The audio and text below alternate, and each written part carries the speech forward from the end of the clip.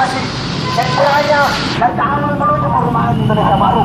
Indonesia Teras Terkejayaan asik, Indonesia Teras Terkejayaan ekonomi. Bangsa sendiri, tetapi hari ini kita ketahui, kita seakan diinjak oleh bangsa sendiri. Kita seakan diinjak oleh orang-orang dalam bangsa sendiri. Gadis-gadis koruptor berpijak bola harus lengser dari Kabupaten Bantai. Kabupaten Bantai yang tercinta kawan-kawan.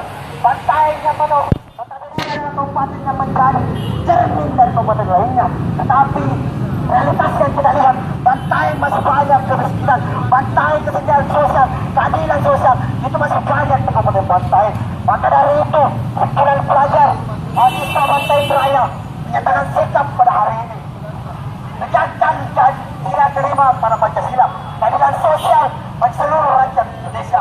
Stop reklamasi pantai yang merusak ataupun mengganggu kesejahteraan nelayan. Yang ketiga, meminta pemerintah daerah Kabupaten Bantai untuk segera memperbaiki rumah adat dan kawasan wisata Menteng Seboku.